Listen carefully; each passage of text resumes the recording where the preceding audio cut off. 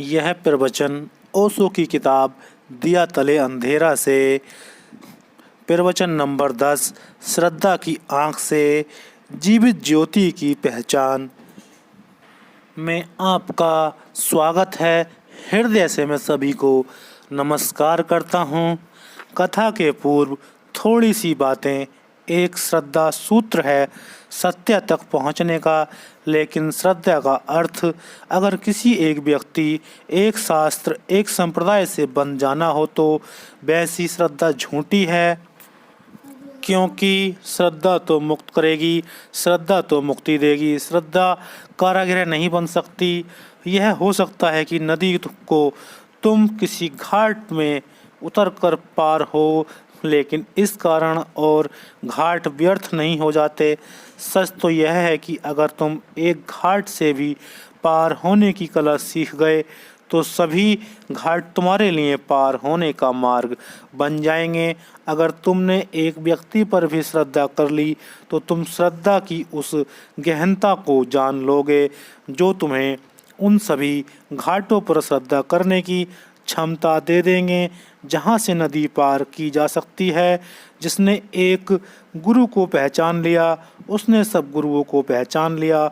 बनते तो तुम इसलिए हो कि तुम एक को भी पहचान नहीं पाते। बंधन तो सदा अज्ञान की खबर देता है और श्रद्धा अज्ञान नहीं है।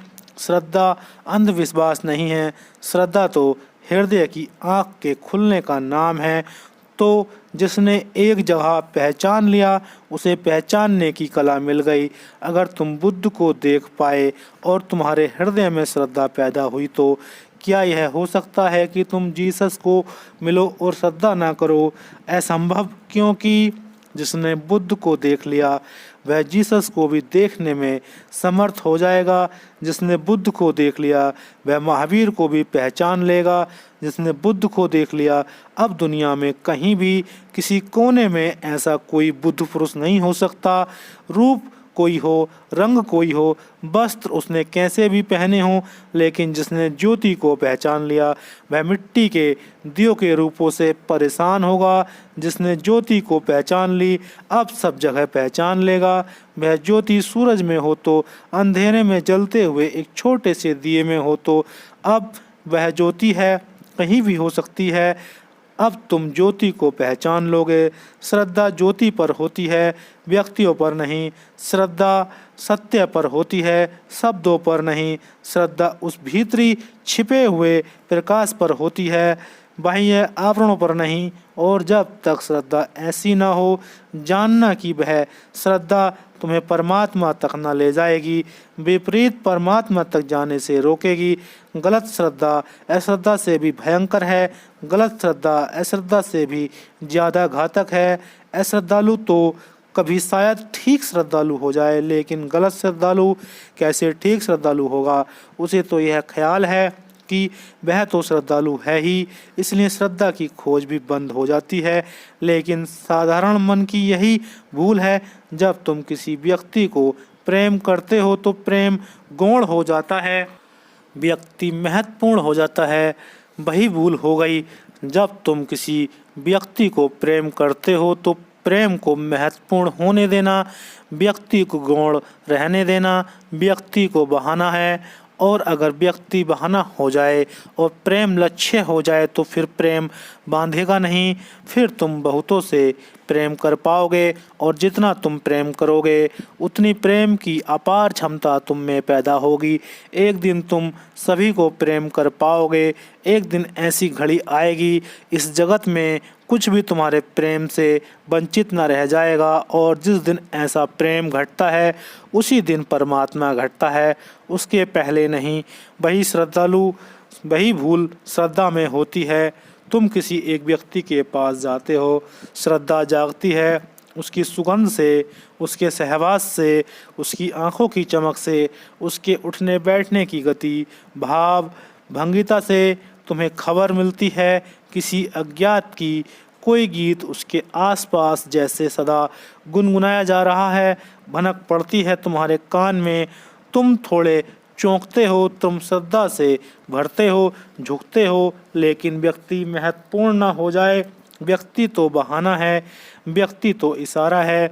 ध्यान रहे श्रद्धा पर, गुरु पर नहीं। श्रद्धा बढ़े और इतनी बड़ी हो जाए कि दुनिया का कोई भी गुरु उससे वंचित ना रह जाए। और अगर तुम सच में ही श्रद्धा को बड़ा कर पाओ तो जिनको तुम गुरु कहते हो वे तो पहुंचाएंगे ही। जिनको तुम कभी भूल कर भी नहीं सोचा कि गुरु हो सकते हैं, वे भी पहुंचाएंगे। श्रद्धा पहुंचाती है। जिनको तुम सोचते थे कि दुश्मन, अगर तुम्हारा हृदय श्रद्धा से भरा हो तो वे भी तुम्हें पहुंचाएंगे। जिन्हें तुम सोचते थे मार्ग की बाधाएं हैं, अड़चने हैं, तुम पाओगे वे भी मार्ग की सीढ़ियां बन गए। फिर इस जगत में ऐसा कुछ भी नहीं है जो तुम्हें पहचानने में सहयोगी ना हो जाए। जगत में सभी चीज़ें परमात्मा की तरफ ले जा रही हैं। वेश्या का द्वार भी वहीं ले जा रहा है, शराब की बोतल भी वहीं ले जा रही है। श्रद्धालु हृदय चाहिए तो हर कोने से उसकी ही झलक, हर द्वार से उसकी ही छवि, हर रूप से उसका ही निवास दिखाई पड़ेगा। लेकिन तुम्हें श्रद्धा भी बंधन हो जाती है, क्योंकि ध्यान पर होता है। व्यक्ति को तो तुम बहाना नहीं बनाते कि उससे और विराट श्रद्धा में प्रवेश कर सको। व्यक्ति को तुम द्वार नहीं बनाते, दीवार बना लेते हो। फिर तुम वहीं सिर पटकते रहते हो। और ध्यान रहे, अगर व्यक्ति महत्वपूर्ण हुआ और श्रद्धा गौण हो गई तो जिस व्यक्ति पर तुमने श्रद्धा की है इस पर भी तुम ज़्यादा दिन न कर पाओगे। अगर श्रद्धा महत्वपूर्ण हो तो सब पर कर पाओगे। तुम्हारे भीतर से अश्रद्धा नष्ट हो जाएगी। तुम सिर्फ श्रद्धालु हो जाओगे। यह पूछना ही व्यर्थ होगा कि किस पर। तुम सिर्फ श्रद्धालु रहोगे, किस पर क्या पूछने की गलत है। श्रद्धा एक आंतरिक भाव है, बाहर से उसका कोई संबंध नहीं है। तुम पत्थर भी उठाओगे तो श्रद्धा से भरे हुए, तब हर पत्थर मूर्ति हो जाएगी। अभी तुम मूर्ति के सामने भी बैठे रहो तो वह पत्थर है। मूर्ति और पत्थर में कोई फर्क नहीं। फर्क तो श्रद्धालु हृदय से पैदा होता है। यह संसार ही परमात्मा हो जाएगा अगर श्रद्धा से देखने की कला आ जाए। लेकिन अगर तुम व्यक्तियों से बंध गए तो तुम्हारी श्रद्धा सिकुड़ गई। और श्रद्धा इतनी बड़ी है कि सिकुड़े तो मर जाती है। तुम उसे सिकोड़ नहीं सकते। वह अनंत फैलाव है। छोटे छोटे घर के गंदे कोने उसका आवास नहीं बन सकते। उसके लिए मुक्त आकाश चाहिए।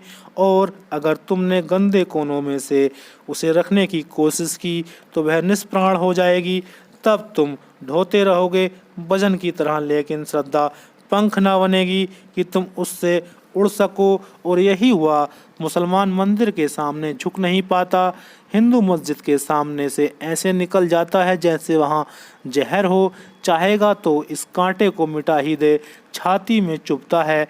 यह कैसी श्रद्धा है कि गीता पर तो सिर झुकता है, कुरान को लात मारने की इच्छा होती है। तब तुम्हारा गीता पर भी झुका हुआ सिर सच्चा नहीं। अगर गीता पर सिर झुका होता तो कुरान पर भी झुकता, क्योंकि दूसरी भाषा में वही सब कुरान है।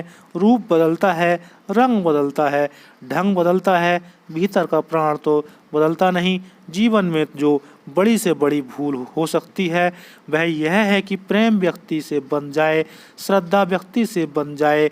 बस जब तुम्हारा प्रवाह सागर की तरफ जाने से रुक गया तब तुम एक डबरे बन गए। यह तो पहली बात है, समझ लेनी जरूरी। और तुम्हारे तथाकथित गुरु तुम्हें इससे उल्टा ही समझाते हैं। जो तुम्हें इससे उल्टा समझाए समझना कि वह गुरु नहीं। गुरु तुम्हें समझाते हैं कि तुम हमसे ही बंधे रहना, किसी और के पास मत जाना। वही और तुम गए और तो उसका अर्थ है कि तुम्हारी श्रद्धा खोटी है। गुरु तो ऐसी भाषा में बोलते हैं जैसी भाषा में पति पत्नियों से बोलते रहते हैं कि बस मैं एक पति ही परमात्मा हूँ। एक महिला मेरे पास आती थी, उसने कहा कि आना तो चाहती हूँ, लेकिन मेरे गुरु कहते हैं कि यह तो वैसे ही होगा कि जैसे पत्नी अपने पति को छोड़कर किसी के पास जाए। पति मूढ़ है, वे ऐसा कहते हो, समझ में आ सकता है। पतियों से इससे ज़्यादा की आशा भी नहीं है, लेकिन गुरु और शिष्य के बीच क्या कोई पति पत्नी का संबंध है? गुरु और शिष्य के बीच तो अनंत का संबंध है, संसार का नहीं।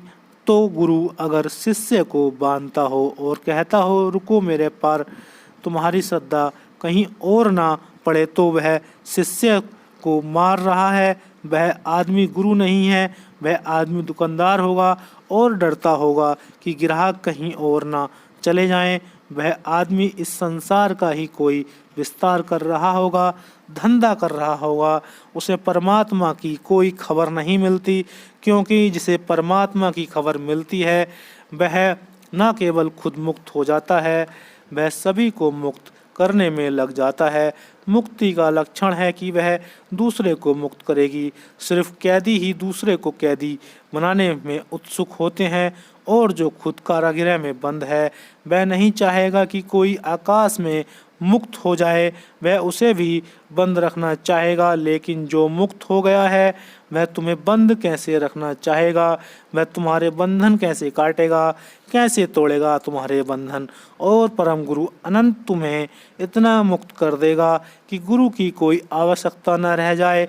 तभी तो गुरु का काम पूरा हुआ। गुरु की आवश्यकता बनी रहे तो एक निर्भरता बनी रहती है, एक बंधन बना रहता है। इतना संसार कायम बना रहा है। जिस दिन तुम इस योग्य हो जाओगे कि गुरु बिल्कुल बेकार हो जाएं, कि तुम उसे भूल सको, कि उसकी अब जरा भी जरूरत ना रह जाए, कि तुम इतने स्वनिर्भर हो जाओ कि तुम अपने पैरों से चल सको और अपने हृदय से धड़क सको, कि अब तुम्हें किसी लकड़ी के सहारे की जरूरत नहीं है, कोई बैसाखी की अब आवश्यकता न रही। यही तो गुरु की सारी चेष्टा है। लेकिन जो चारों तरफ फैले हुए गुरु हैं और उनकी दुकानें हैं, उनकी चेष्टा है कि तुम कभी अपने पैरों से मत चलना, गुरु की बैसाखी से ही चलना। वे धीरे धीरे तुम्हें इस पंगु हालत में लगा देंगे कि तुम अपने पैर से चल ही ना सकोगे। वे तुम्हें इतना भयभीत कर देंगे। ध्यान रखना, जो भी बंधन पैदा करना चाहता है वह भय पैदा करेगा, क्योंकि भय के बिना बंधन पैदा करना कठिन है। भय की धातु से ही जंजीरें ढाली जाती हैं। जो तुम्हें मुक्त करना चाहता है वह तुम्हें अभय करेगा। वह कहेगा डरो मत, कोई भी डर नहीं है, सिर्फ डरने योग्य एक ही चीज़ है, वह डर है, और कोई चीज़ डरने योग्य नहीं है। बस भय से भयभीत रहो, और कोई चीज़ भय के लिए नहीं है। वह तुम्हें भगवान से भी डरने को नहीं कहेगा, क्योंकि जिससे तुम डरोगे उससे तुम दूर हटोगे। पास कैसे जाओगे? जिससे तुम भय करोगे उससे मित्रता बनेगी, दुश्मनी बनेगी। जिससे तुम भय करोगे उससे तुम्हारा प्रेम कभी सच्चा नहीं हो सकता, सिर्फ प्रवचना होगी, दिखावा होगा। भय घृणा पैदा कर सकता है, प्रेम कैसे पैदा करेगा? जिससे हम प्रेम करते हैं उससे सारा भय मिट जाता है, उससे हम जरा भी नहीं डरते। प्रेम से भी डरेंगे तो फिर इस जगत में निर्भय कहाँ होंगे? फिर तो कोई जगह ना रही जहाँ अभय का फूल खिल सके। सद्गुरु तुम्हें भय से मुक्त करेगा, परमात्मा के भय से भी मुक्त करेगा, और सद्गुरु तुम्हें परमात्मा के भय से तो भरेगा ही, अपने भय से भी भरेगा कि मेरे बिना तुम ना पहुंच सकोगे। तुम किसी और की बात मत सुनना। तुमने सुनी होगी कहानी घंटाकर्ण की। एक आदमी था जो एक गुरु पर विश्वास करता था, लेकिन गांव में बहुत गुरु थे, तो उस गुरु ने उनके कान में घंटे बांध दिए थे। वह इसलिए कि कहीं चलते फिरते संयोग से भी किसी दूसरे गुरु की बात सुनाई ना पड़ जाए। वे घंटे बजते रहते, उसको कुछ और सुनाई ना पड़ता, लेकिन ध्यान रहे उसको अपने गुरु की भी बात भी सुनाई पड़ना बंद हो गई, क्योंकि घंटे तब भी बजते रहते थे। घंटों को थोड़े ही पता है कि तुम अपने गुरु के पास गए हो कि दूसरे गुरु के पास गए हो, घंटे तो बजते ही रहते हैं। ध्यान रखना, जो गुरु अपने पर रोकेगा, जो दूसरे इस विराट जगत के चारों दिशाओं में जाने से बांध डालेगा, शिष्य उसके पास भी आना बंद हो जाएगा। निकट बना रहे, लेकिन घंटाकर्ण होगा अगर तुम मेरी बात समझ सकते हो तो बुद्ध की भी समझो, महावीर की भी समझो, क्योंकि बातों के ढंग अलग हैं, बात वही है, बात तो एक ही है, कहने वाला अलग होगा।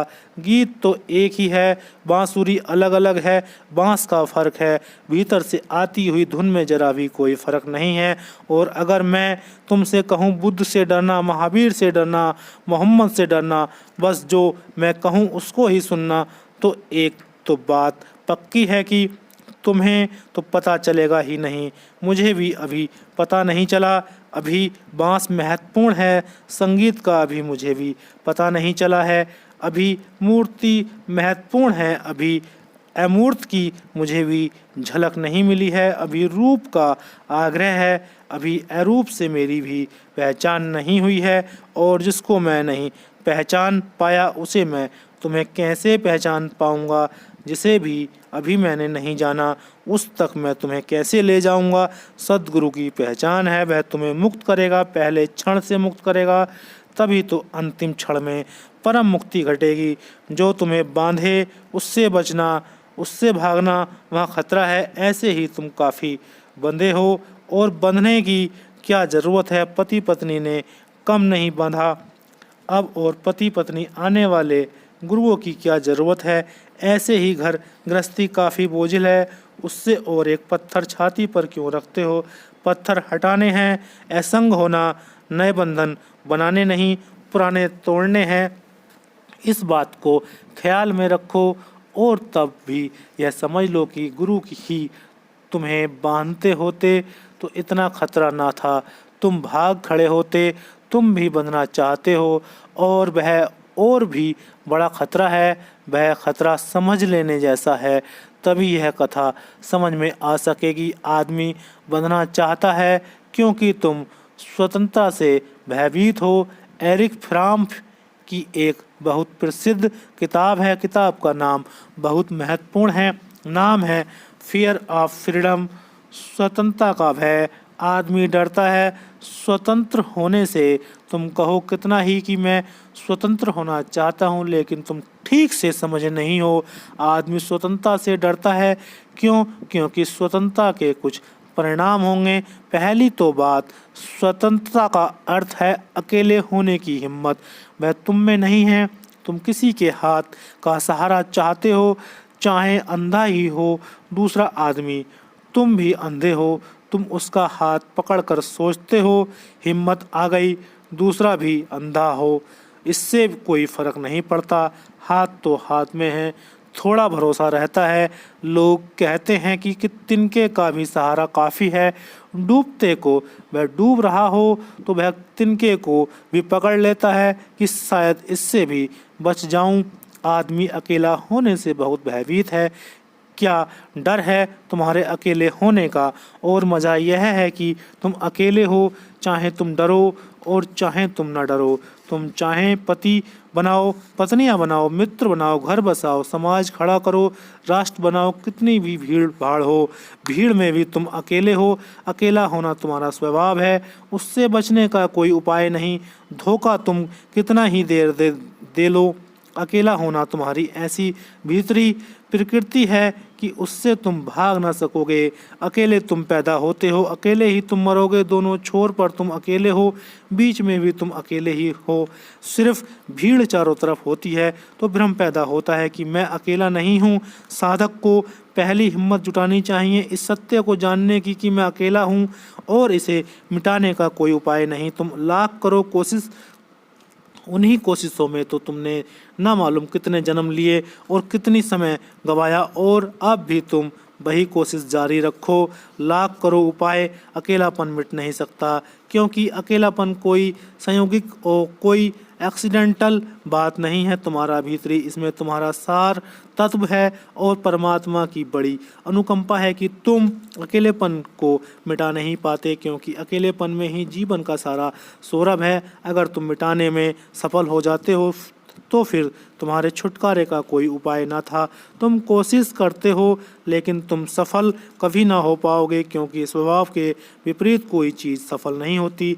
अंततः तो स्वभाव ही सफल होता है। और अच्छा है कि तुम सफल नहीं हो पाते, अन्यथा तुम गलत चीज़ों में ही सफल हो जाओगे। तुम इतने अंधे हो कि अगर तुम अपनी मंजिल पालो तो तुम ऐसी मुश्किल में पड़ जाओगे जिसका हिसाब किताब लगाना मुश्किल है, वह तुम्हें मिलता नहीं है। अच्छा है क्योंकि गलत गलत को ही खोज लेगा। अंधी आंखें और उपद्रव के पथों पर भटक जाएंगी। तुम कितना ही भटको, एक चीज़ तुम कभी नहीं खो सकते, वह तुम्हारा अकेलापन है। कैसे खोओगे? कितनी ही मित्रता किसी से हो और कोई कितने ही पास आ जाए, फिर भी तुम अकेले हो और वह अकेला है। दोनों पास हो सकते हैं लेकिन अकेलेपन में कोई फर्क नहीं पड़ता। और अगर तुम्हें समझ आ जाए तो तुम पाओगे जितना ही कोई पास होता है उतना ही तुम्हें अकेलेपन की प्रतीति होती है। निकटता संभव है, एकात्मता संभव नहीं। इसलिए जितना कष्ट प्रेमी और प्रेमियों से होता है उतना कष्ट किसी को नहीं होता, क्योंकि बहुत निकट आकर भी वे पाते हैं निकट नहीं आ पाए। साथ सोते हैं, साथ उठते हैं, बैठते हैं, शरीर का संग साथ है, भीतर का अकेलापन है, कोई फर्क नहीं पड़ता। प्रेमी अपने भीतर जीता है, प्रेयसी अपने भीतर जीती है। कितनी ही कोशिश करो निकट से निकट आ जाओ, बिल्कुल सटकर खड़े हो जाओ, तो भी कोई फर्क नहीं पड़ता, फासला उतना ही है। इस तथ्य को इनकार करने के कारण आदमी अकेलेपन से डरता है। और स्वतंत्रता का अर्थ है अकेला हो जाना। स्वतंत्रता का अर्थ है दूसरों की निर्भरता से मुक्त हो जाना। स्वतंत्रता का अर्थ है अब मैं जैसा हूँ अकेला हूँ, ना कोई संगी है, ना कोई साथी है, ना कोई सहारा है, ना कोई हाथ मेरे हाथ में है।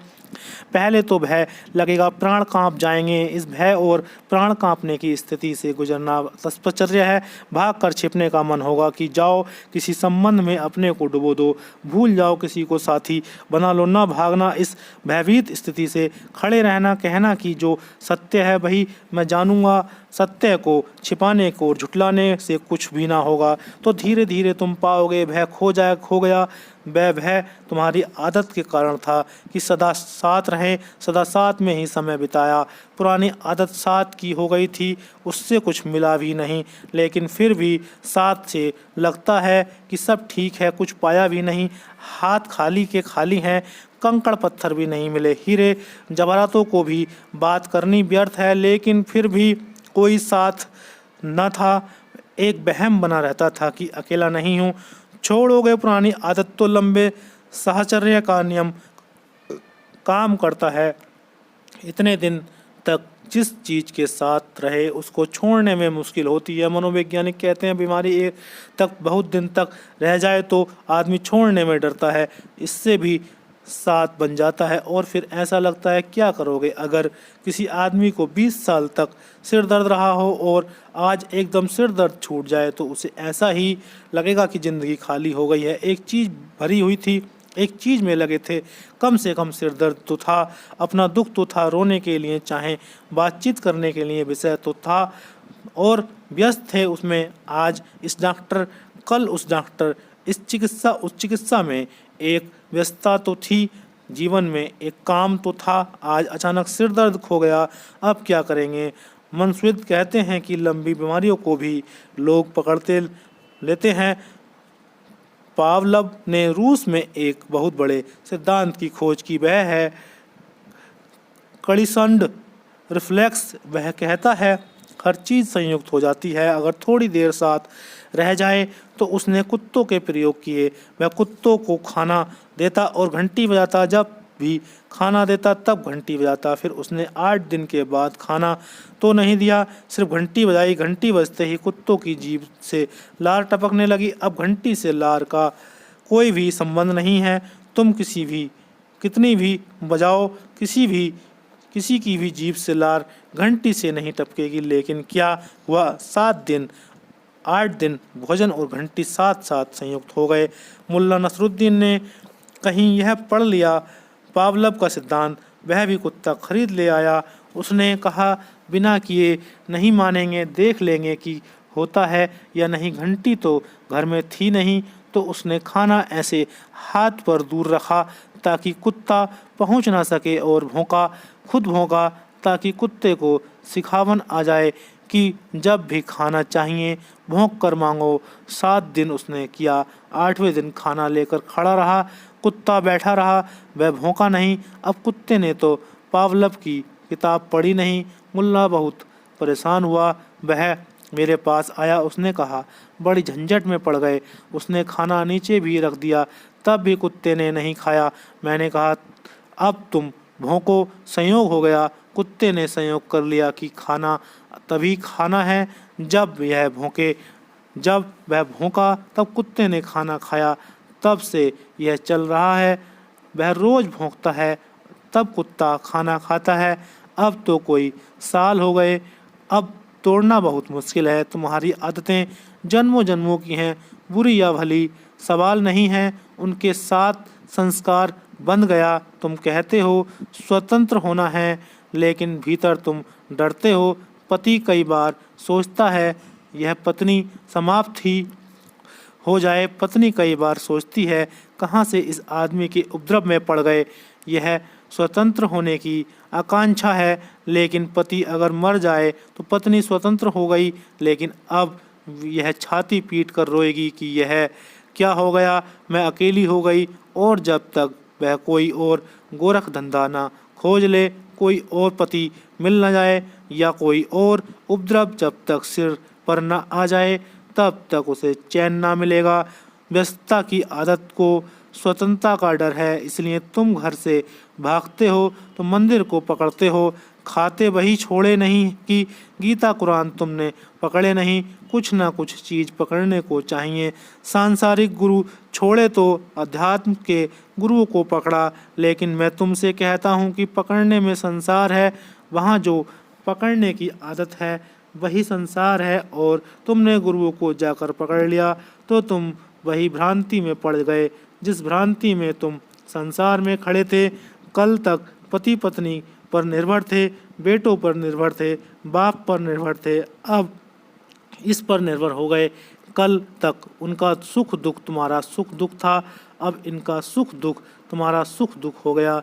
कल तक उनकी नाराज़गी से डरते थे, अब इनकी नाराज़गी से डरोगे। तुम्हें लोग परतंत्र बना लेते हैं क्योंकि तुम परतंत्र होना चाहते हो।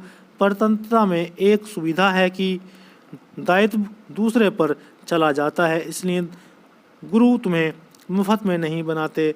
परतंत्र कहते हैं हम अपने कंधे पर तुम्हारी जिम्मेवारी लेते हैं, तुम फिक्र छोड़ो, हम संभाल लेंगे, तुम सब हम पर छोड़ दो, अब हम और परमात्मा के बीच निपटारा कर लेंगे। तुम्हें परतंत्रता देते हैं तो तुम्हारा दायित्व लेते हैं, यह सौदा है। और जब तक तुम दायित्व दूसरे पर देना चाहते हो तब तक तुम परतंत्र हो जाओगे। और ध्यान रहे, तुम अपना दायित्व स्वयं ले सकते हो, दूसरा कोई भी नहीं ले सकता।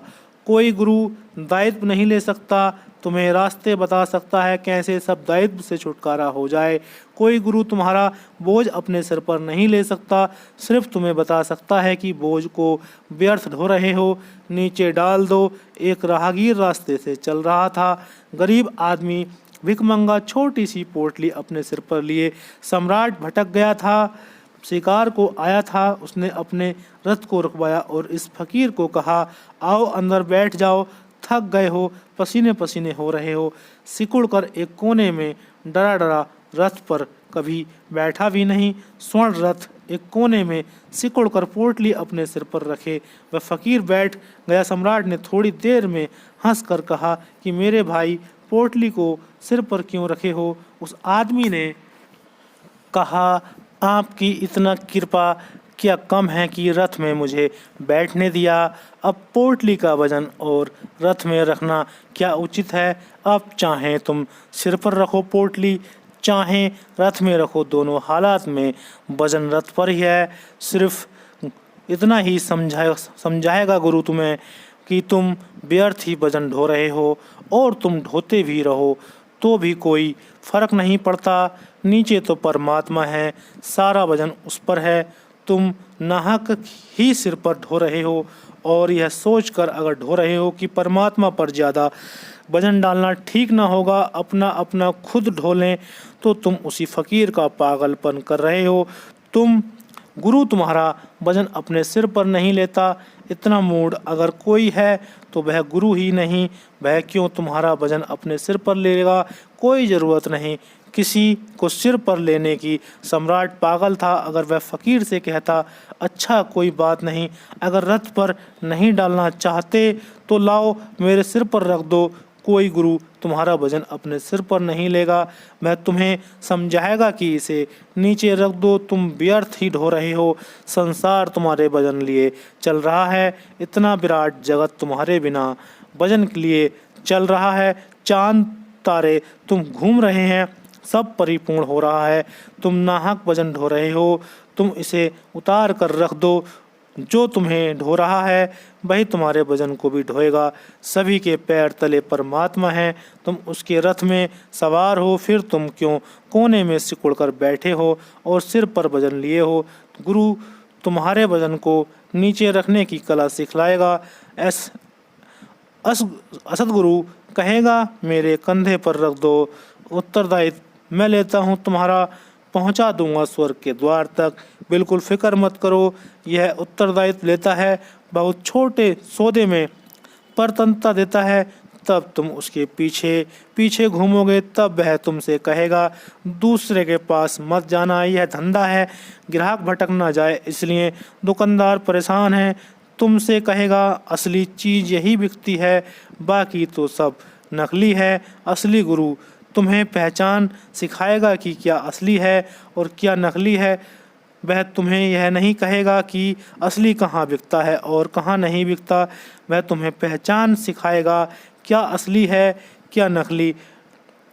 बात ख़त्म हो गई, फिर तुम पहचानना जहाँ नकली से बचना हो, बच जाना जहाँ असली से मिले वह खरीद लेना। धोखेबाज दुकानदार तुमसे कहेगा, असली सिर्फ यहाँ बिकता है, बाकी सब जगह नकली है। यही तो सारे संप्रदाय कर रहे हैं। वे कहते हैं हमारे अतिरिक्त कोई और सत्य नहीं। ईसाई कहता है कि सिवाय जीसस के तुम परमात्मा तक ना पहुँच सकोगे, जल्दी करो, समय मत गवाओ। मुसलमान कहता है कि बिना मोहम्मद को स्वीकार किए परमात्मा का कोई द्वार खुलने वाला नहीं, नर्क में पड़ोगे, दोजख में जाओगे, दोजख में सड़ोगे। वही हिंदू कहते हैं, वही जैन कहते हैं, वही बौद्ध कहते हैं। बौद्ध ने कभी नहीं कहा, मोहम्मद ने कभी नहीं कहा, कृष्ण ने कभी नहीं कहा, अनुयायी सदा यही कहते हैं। ऐसा लगता है जैसे ही जीवंत चेतना खो जाती है, मुर्दा दिया पड़ा रह जाता है, हमारे बीच दुकानदार उस पर कब्जा कर लेते हैं। दुकानें शुरू हो जाती हैं, फिर वे सदियों तक चलती रहती हैं। दुकान को पहचानने का ढंग यह है कि वहाँ दावा होगा कि यह सही है, बाकी सब जगह गलत है। सही की पहचान है कि वह तुम्हें कसौटी बता देगा कि इस तरह जांचना, जहाँ सही मिले चुन लेना, जहाँ गलत मिले छोड़ देना। सद्गुरु तुम्हें देखने की आँख देगा, सिद्धांत नहीं, तुम्हें कसौटी देगा, सोने को परखने की, सोने की नहीं यह कि सोना है और बाकी सब सोना नहीं। यह बात कैसे हो सकती है? जीसस से परमात्मा बोलता है, वहाँ भी सोना है। बुद्ध से भी वही परमात्मा बोलता है, वहाँ भी सोना है। जहाँ से भी परमात्मा बोलता है वहीं सोना है। जहाँ बिल्कुल मिट्टी में दबा हुआ पड़ा है अभी वहाँ भी सोना है, क्योंकि परमात्मा वहाँ भी छिपा है। सद्गुरु तुम्हें कसौटी देगा कि ले जाओ यह पत्थर जांचने का और इस पर जांच लेना, और जहाँ सोना हो स्वीकार कर लेना, जहाँ सोना ना हो अस्वीकार कर देना। और अगर कसौटी की तुम्हें ठीक ठीक पहचान की तो तुम एक दिन पाओगे कि सब जगह सोना है, कहीं छिपा नहीं, कहीं प्रकट है, कहीं मिट्टी से मिलता है, कहीं नहीं मिलता, कहीं दबा पड़ा है, कहीं उभर के सामने आ गया, कहीं धुला है, कहीं गैर धुला है, कहीं अच्छा है, कहीं बुरा है, लेकिन सभी जगह सोना है, क्योंकि परमात्मा के सिवाय अस्तित्व में और कोई भी नहीं है। बुरे में भी वही है, पर यह अंतिम पहचान होगी। जिस दिन यह पता चल जाए उस दिन कसौटी फेंक देना, उसकी कोई ज़रूरत ना रही। कसौटी की तो अभी तक ज़रूरत है, जब तक कि अच्छे और बुरे में फ़र्क करना हो। जब तुम्हारी आँख इतनी खुल जाए कि सभी जगह एक दिखाई पड़ने लगे, फिर कसौटी फेंक देना। अब उसका क्या करोगे? इसलिए गुरु जो विधियाँ देता है वे तभी तक काम की हैं जब तक तुम्हें परमात्मा दिखाई ना पड़ जाए। दिखाई पड़ा कि सब कसौटियाँ फेंक देनी पड़ती हैं। अब हम इस अद्भुत कहानी को समझने की कोशिश करें। एक अंधेरी रात में किसी सुनसान सड़क पर दो आदमी मिले। रात हमेशा अंधेरी है, क्योंकि तुम जैसे जी रहे हो वह आंख बंद किया हुआ अस्तित्व है। दिन तुम्हारे लिए कभी होता ही नहीं। दिन सूरज के उगने से थोड़े ही संबंधित है। दिन आंख के खुले होने से संबंधित है। आंख खुली हो तो सब जगह रोशनी है, आंख बंद हो तो सब जगह रात है। एक अंधेरी रात में किसी सुनसान सड़क पर दो आदमी मिले और रास्ता सदा सुनसान है। कितनी ही भीड़ हो, जिंदगी बिल्कुल सुनसान है। दो आदमी सुनसान सड़क पर एक अंधेरी रात में मिले। पहले ने कहा, मैं एक दुकानदार की खोज में हूँ, जिसे लोग दिए की दुकान कहते हैं। वह आदमी प्रकाश की खोज में है, लेकिन वह आदमी प्रकाश की खोज भी दुकानों में कर रहा है। दुनिया में कहीं कोई प्रकाश की दुकान है क्या? कोई दिए की दुकान है क्या? कहीं भी कोई दुकान दिए की नहीं है, क्योंकि दुनिया पर तो अंधापन बिकता है, प्रकाश बिक थोड़े ही सकता है। प्रकाश तो को खरीदने का थोड़े ही कोई उपाय है। सत्य की कोई दुकान हो सकती है क्या? कि जहाँ लिखा हो यहाँ सत्य बिकता है, यहाँ ईमानदारी बिकती है, यहाँ परमात्मा बिकता है। लेकिन दुकानें हमने बना ली हैं, मंदिर मस्जिद गुरुद्वारे हमारी दुकानें हैं। मैंने सुना है मुल्ला नसरुद्दीन के नगर में एक दुकानदार की दुकान 100 वर्ष पुरानी हो गई थी, तो उसने एक जलसा बनवाया। 100 वर्ष पूरे हो गए थे दुकान को, और उस गांव में वह सबसे पुरानी दुकान थी। उसने बड़ा समारोह किया, दिए जलाए और बैंड बाजे बजाए, सारे नगर को भोज पर आमंत्रित किया। फिर वह बोला और उसने अपनी प्रशंसा में कहा कि देखो, क्या कोई बता सकता है इस गांव में इससे भी कोई पुरानी दुकान है क्या? 100 वर्ष से हम सेवा कर रहे हैं इस गांव की। मुल्ला नसरुद्दीन उठकर खड़ा हो गया। उसने कहा कि ठहरो, मेरी दुकान तुमसे भी ज़्यादा पुरानी है।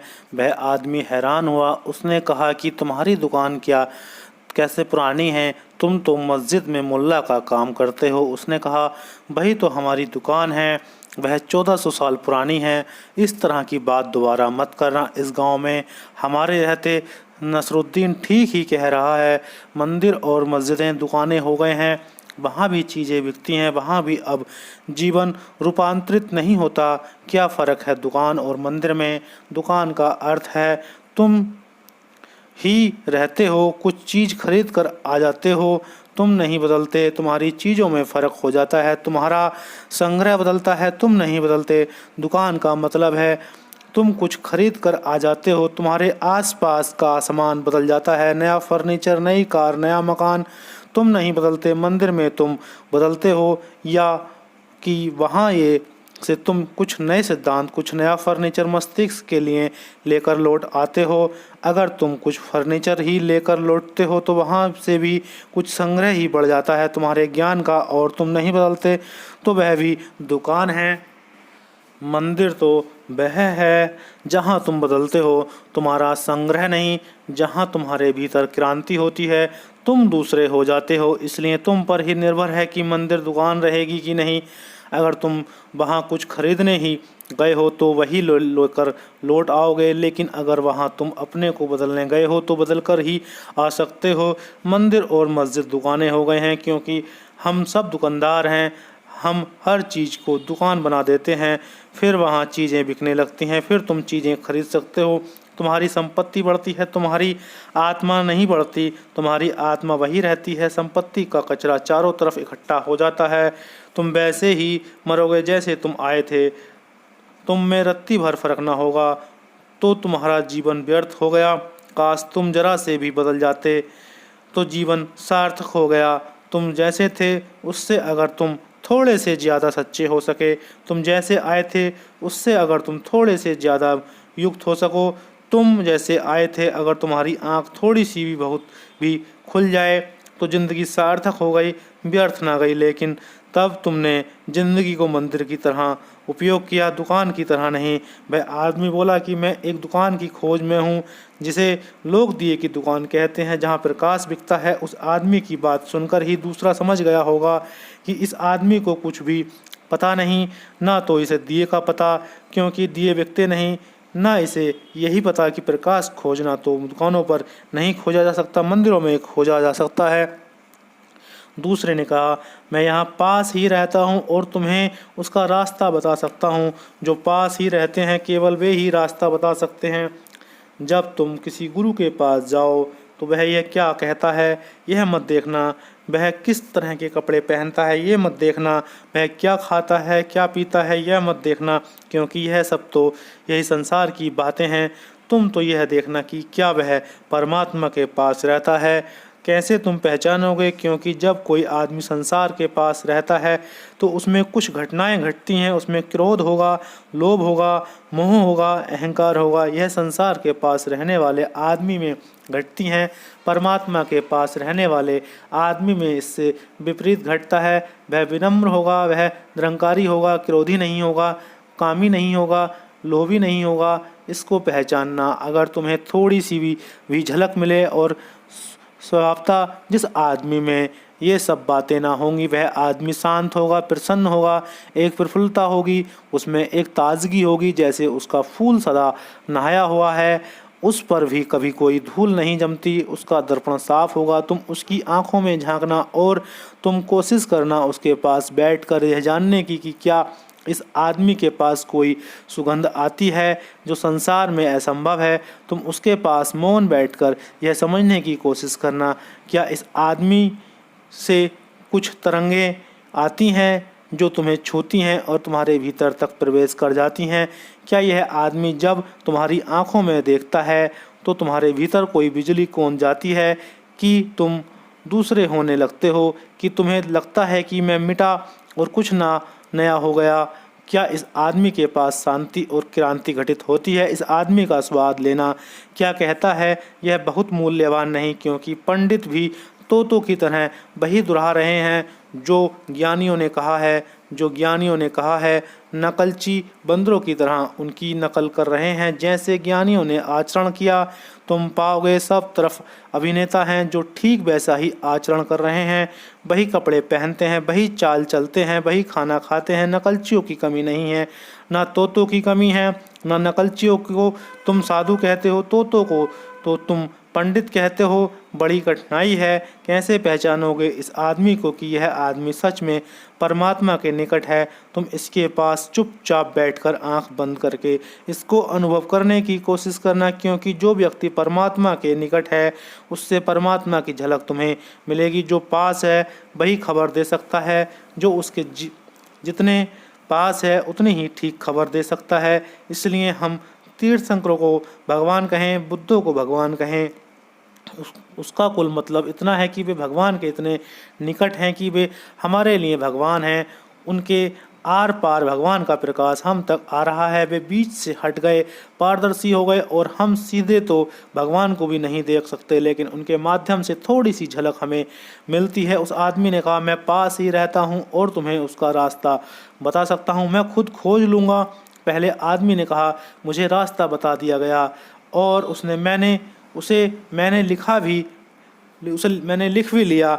यह आदमी जो कह रहा है यही तो सारी दुनिया में सभी संप्रदाय के अनुयायी कह रहे हैं।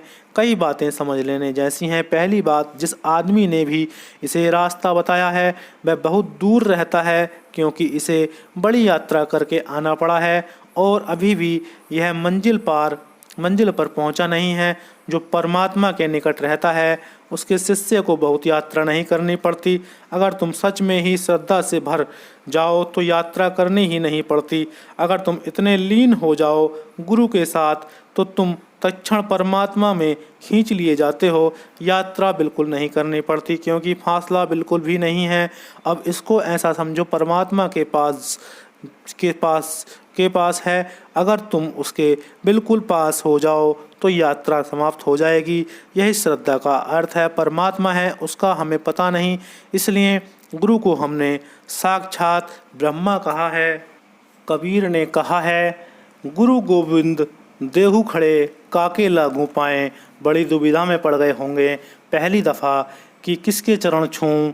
दोनों सामने खड़े हैं। फिर कबीर ने बड़ी हिम्मत की बात कही कि मैं तो गोविंद को छोड़ दूंगा, गुरु के ही पैर पड़ूंगा, क्योंकि बलिहारी गुरु आपकी जो गोविंद दियो बताए। प्रश्न खड़ा हो गया कि किसके चरण छूऊं, दोनों एक साथ खड़े हैं।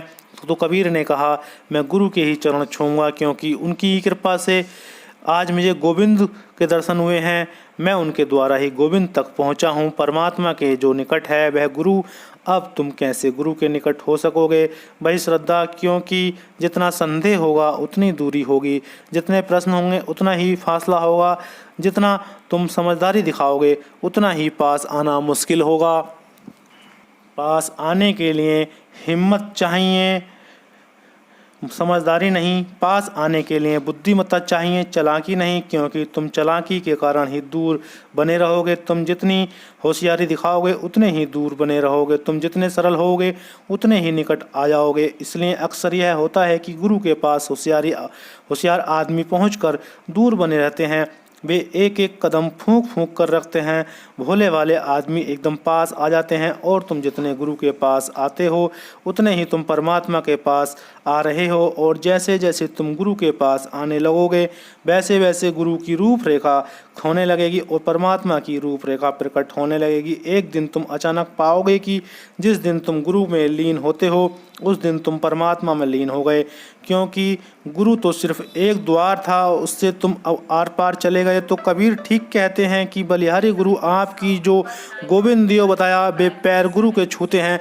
गोविंद के मुकाबले भी पास आने का नाम श्रद्धा है। संदेह दूर रखता है। संदेह एक तरह की दुश्मनी है, श्रद्धा एक तरह का प्रेम है। इस आदमी का गुरु बहुत दूर रहा होगा तभी तो यात्रा करके आना पड़ा है, नहीं तो गुरु में ही प्रवेश कर जाता और दिया मिल जाता, प्रकाश मिल जाता और कहाँ खोजना था। और इस आदमी ने कहा कि मैं खुद खोज लूँगा, मुझे रास्ता बता दिया गया है और उसे मैंने लिख लिया है। अपने तुम्हारे शास्त्र हैं जो तुमने लिख लिया है। मेरे पास लोग आते हैं, वे कहते हैं अब और क्या सुनना है, गीता तो है ही, अब और क्या पढ़ना है, कुरान तो पढ़ लिया है, अब और क्या हो सकता है श्रेष्ठ।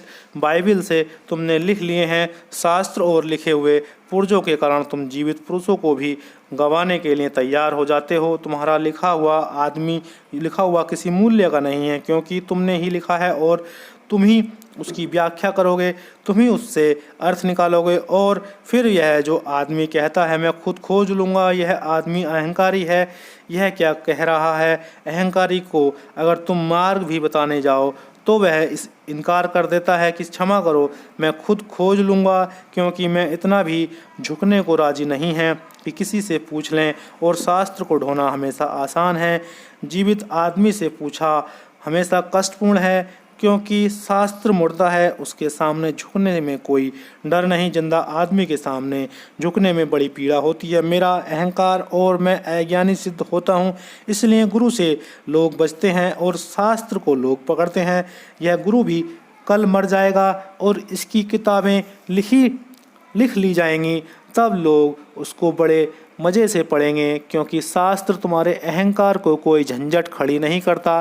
तुम चाहो शास्त्र पर लात रख कर खड़े हो जाओ, चाहे सिर झुका लो, चाहे कचरे में फेंक दो, चाहे जुलूस निकालो, जो तुम्हें करना हो तुम शास्त्र के साथ करो, लेकिन गुरु के साथ तुम्हें जो करना हो वह तुम ना कर सकोगे। ठीक उल्टा होगा, गुरु को जो करना है वह कर सकेगा। गुरु के पास तुम्हें अपने आप को उसके हाथों में छोड़ना होगा कि वह तुम्हारे साथ जो करना चाहे करे, और शास्त्र के साथ उल्टी हालत, तुम जो करना चाहो करो और फिर शास्त्र से तुम्हें जो मतलब निकलने हो वे निकाल लो। इस आदमी ने कहा मैं खुद खोज लूँगा। और ध्यान रखना, जब तुम भी कहो कि मैं खुद खोज लूँगा तो तुम्हारा जोर खोज पर नहीं है, मैं पर है। तुम्हारा खोज पर नहीं है, खुद पर है, क्योंकि खोज पर जोर हो तो बता दें, जो भी बता दे उसकी अनुकंपा है, उसका हम सहारा ले लेंगे। खोज की इतनी फिक्र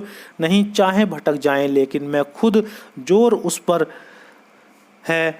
वह पहला आदमी जब ऐसा बोला तो दूसरे ने कहा फिर तुम इस संबंध में बात ही क्यों करते हो, जब खुद ही खोज लोगे।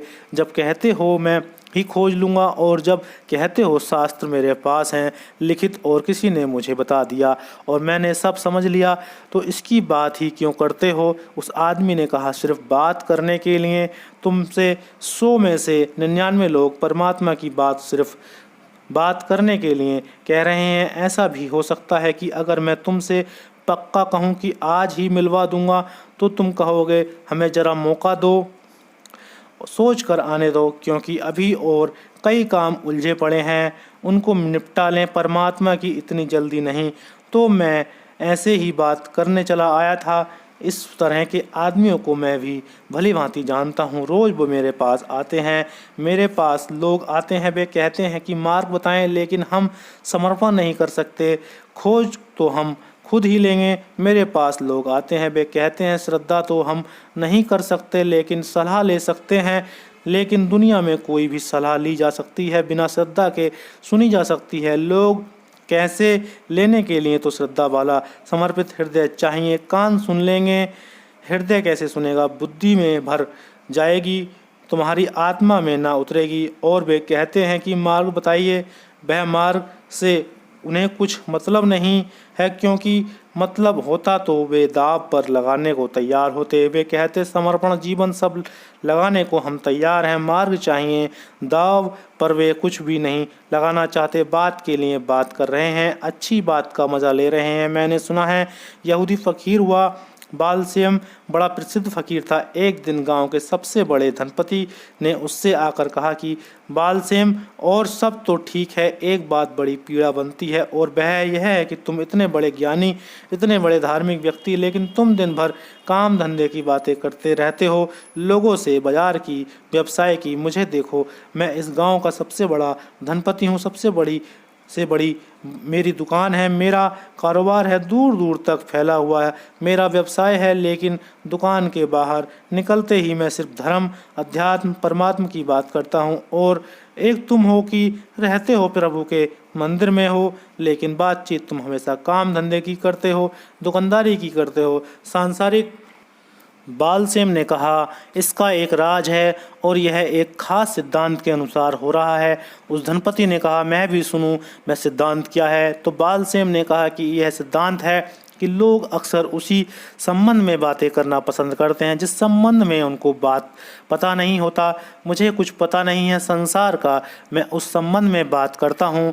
तुम्हें कुछ पता नहीं है परमात्मा का, तुम उस संबंध में बात करते हो, क्योंकि लोग अक्सर उसी संबंध में बात करना पसंद करते हैं जिसका उन्हें कोई पता नहीं। यह एक खास सिद्धांत के अनुसार चल रहा है। और बालसेम ने ठीक कहा, लोग परमात्मा की बातें कर रहे हैं, आत्मा की, मोक्ष की। तुम यह मत सोचना कि वे जाने को उत्सुक हैं, मोक्ष। यह भी मत सोचना कि परमात्मा से मिलने की कोई आतुरता है, कि कोई प्यास है, कि सत्य के संबंध में उसकी कोई अभिप्सा है। जरा भी नहीं। बात करने के लिए बात कर रहे हैं और अच्छी बातें करने से अच्छा प्रभाव पड़ता है। लोग सोचते हैं बड़े धार्मिक आदमी हैं इसलिए अच्छी अच्छी बातें कर रहे हैं, और बातचीत में कुछ बिगड़ता है क्या? ना कुछ लेना ना कुछ देना।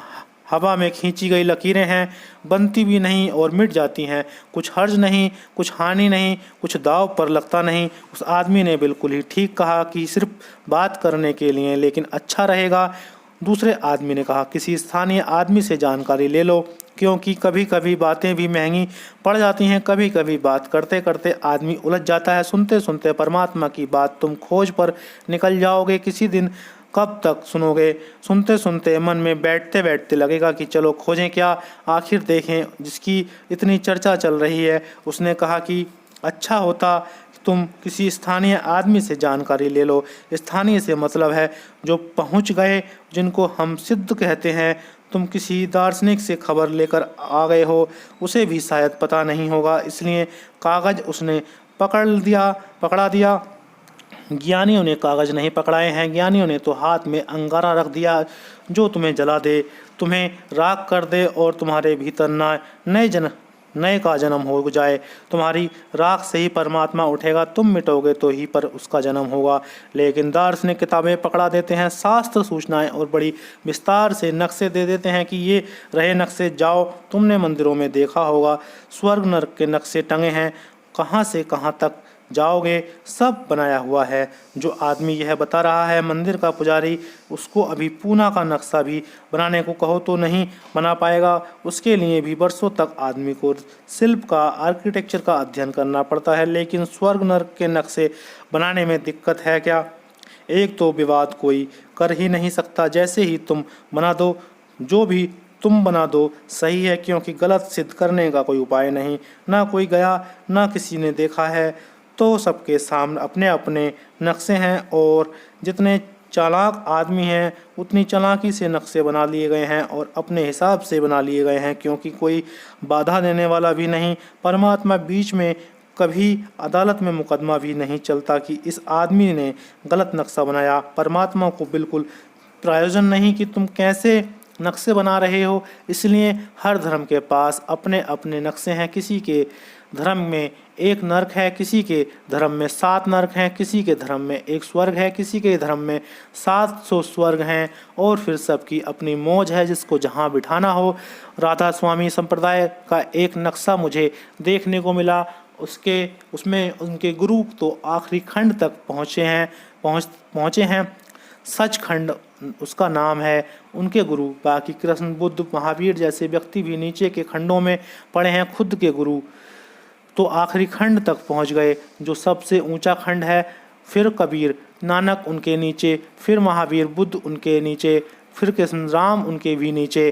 कैसे ये तय करते हैं कि तराजू से तोलते हैं या अहंकार का ही तराजू पर मालूम पड़ता है। और नक्शे अहंकार बना रहा है, ज्ञान नहीं। अपने गुरु को प्रथम पहुंचा कर हम भी कुछ ऊंचे हो जाते हैं, और ऐसा कोई राधा स्वामी वाले ही करते होते तो क्षमा था। सभी यही करते हैं। तुम जैनियों से पूछो कि राम कहाँ है मोक्ष में, वे कहेंगे वे गए ही नहीं। कहाँ का सवाल ही नहीं, क्योंकि जा कैसे सकते हैं। इतनी हत्या की युद्ध में पत्नी के साथ रहते रहे, संसार का सुख भोगा, जा कैसे सकते हैं। तुम पूछो हिंदुओं को कि तुम्हारे वैकुंठ में महावीर के लिए भी कोई छोटा मोटा स्थान है बैठने के लिए। इस नंग धड़ंग आदमी को कहाँ प्रवेश दोगे? और जरा अच्छा भी नहीं लगेगा, क्योंकि हिंदुओं का वैकुंठ राजशाही वाला है, वहाँ तो सब शाही ढंग से चल रहा है। यह आदमी नंगा घुस जाए और एक उपद्रव बड़ा मुश्किल है। बुद्ध को कहाँ बिठाओगे? कोई जगह नहीं है। तुम्हारे स्वर्ग इतने संकरे हैं कि तुम्हारे सिवाय किसी को भी वहाँ जगह नहीं है। तुम्हारे स्वर्ग भी काल कोठरियों जैसे हैं, नरकों से बदतर मालूम पड़ते हैं। तुम्हारा स्वर्ग भी इतना विराट नहीं है कि सबको संभाले बस तुम ही हो, और तुम्हारे गुरु पहुँच गए तो काफ़ी है।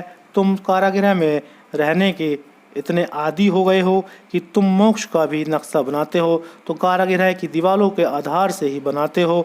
उस आदमी ने कहा, अच्छा होता कि किसी स्थानीय आदमी से जानकारी ले लो, किसी सिद्ध से जो पहुंच गया हो, नहीं तो भटकोगे तलाश में। कहीं प्रकाश दुकान पर बिकता है, प्रकाश कहीं बिकता है क्या? आदमी को प्रकाश बनना पड़ता है। यह दूसरा आदमी एक सूफी दरवेश है, एक सूफी फ़कीर है, और सूफी इस तरह की भाषा में बोलते हैं। वे सीधा नहीं बोलते, क्योंकि वे कहते हैं कि सीधा तो तुम समझ ही ना पाओगे, कहानी भी समझ लो तो बहुत सत्य तो को समझने की तुम्हारी अभी क्षमता नहीं, लेकिन शायद कहानी से तुम्हें थोड़ी थोड़ी झलकें मिल जाएं।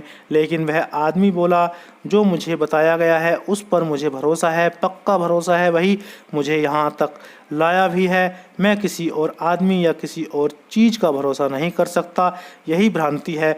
ध्यान रहे, जब तुम कहते हो कि मुझे किसी एक पर पक्का भरोसा है, तभी तुम चूक गए, क्योंकि भरोसे का 1 और 2 से कोई संबंध नहीं। भरोसा तो तुम्हारा आंतरिक गुण है, भरोसा करना तो एक कला है। अगर तुम कहते हो कि मेरी आँख तो सिर्फ एक चीज़ को ही देखती है, बाकी चीज़ें नहीं, तो तुम कल्पना कर रहे होगे, क्योंकि आँख तो जब देखती है तो सभी चीज़ें देखती है। तुम अगर कहते हो कि कान तो मेरे सिर्फ एक ही आवाज़ सुनते हैं और किसी की नहीं, तो तुम बहरे हो और आवाज़ काल्पनिक होगी, क्योंकि जब कान सुनते हैं तो सभी की सुनते हैं, आँख जब देखती है तो सभी को देखती है, और जब श्रद्धा भरपूर होती है तो तुम सभी पर श्रद्धा करते हो। यह हो ही नहीं सकता कि तुम एक पर श्रद्धा करो। एक जैसे ही तुम लाए कि उससे खबर मिलती है कि अभी श्रद्धा का जन्म नहीं हुआ, यह अंधविश्वास होगा। यह असली आँख नहीं है। असली आँख डरती ही नहीं, भय खो देती है। श्रद्धा भय को जानती ही नहीं। भय इतनी सरल हो जाती है कि सब तरफ जहाँ भी रोशनी हो, जहाँ से भी रास्ता जाता हो, वह मार्ग खोजती है। और दूसरी भी बात ध्यान रखना, जब भी तुम जोर देकर कहते हो कि मुझे पक्का भरोसा है, तब तुम पक्का जानना कि भरोसे के पीछे संदेह छिपा हुआ है। नहीं तो पक्का क्या कहोगे। जिस दुकान पर तुम लिखा देखो कि यहाँ असली बिल्कुल असली ही मिलता है, वहाँ तो खरीदना ही मत, घी में लिखना ही काफ़ी है। असली का क्या मतलब होगा। जब तुम नकली बेचते हो तब तुम असली लिखते हो। नकली को छुपाने के लिए असली की आड़ है। जब तुम्हारा भरोसा होता है तो पक्का क्या कच्चा क्या। लोग कहते हैं मेरा बिल्कुल शुद्ध प्रेम है। हद हो गई, तुम घी शुद्ध बेचते हो, बेचते बेचते प्रेम भी शुद्ध बेचने लगे। प्रेम काफ़ी है, शुद्ध प्रेम क्या होता है। अशुद्ध प्रेम जैसी चीज़ भी तुमने क्या देखी है। अशुद्ध प्रेम कैसे हो सकता है। और अगर प्रेम भी अशुद्ध हो सकता है तो फिर और क्या शुद्ध अशुद्ध होगी। शुद्ध प्रेम नहीं होगा, न अशुद्ध प्रेम होता। प्रेम शुद्धता की परम स्थिति है, वह शुद्धता है स्वयं में। जब यह आदमी कहने लगा मुझे पक्का भरोसा है, तभी वह आदमी कह रहा है कि मेरे भीतर संदेह का कीड़ा है, उसको दबाने के लिए भरोसा किया है। इसलिए तुम जब भी जोर देते हो कि दृढ़ मेरी श्रद्धा है, तभी तुम्हारे पैर कांप रहे हैं। नहीं तो क्या क्यों दृढ़ श्रद्धा काफ़ी नहीं है, उसमें विश्लेषण लगाने पड़ेंगे। श्रद्धा से और बड़ी दृढ़ता क्या है, तुम इसको कैसे दृढ़ करोगे। और दृढ़ता किसके खिलाफ है। भीतर संदेह है, उससे लड़ने के लिए तुम दृढ़ता को जुटाते हो। जब भी कोई आदमी तुमसे बहुत ज़्यादा कहे कि मैं प्रेम करता हूँ, मैं प्रेम करता हूँ, मैं प्रेम करता हूँ, तो तुम समझ लेना कि गड़बड़ है। अन्यथा कहने की ज़रूरत नहीं, प्रेम तो प्रकट हो जाता है। इस आदमी ने कहा कि पक्का मुझे भरोसा है, और वही मुझे यहाँ तक लाया है। और बड़े मज़े की बात है, कहाँ पहुँच गए।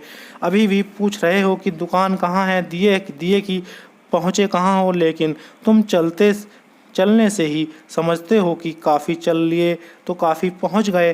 चलने से तो कोई नहीं पहुंचता। यह आदमी कहाँ पहुंच गया। जिस दिन इसने यात्रा की थी उस दिन में और आज क्या फ़र्क है। तब भी दिए की दुकान खोज रहा था, अब भी दिए की दुकान खोज रहा है। फ़र्क क्या है, कोई फ़र्क नहीं।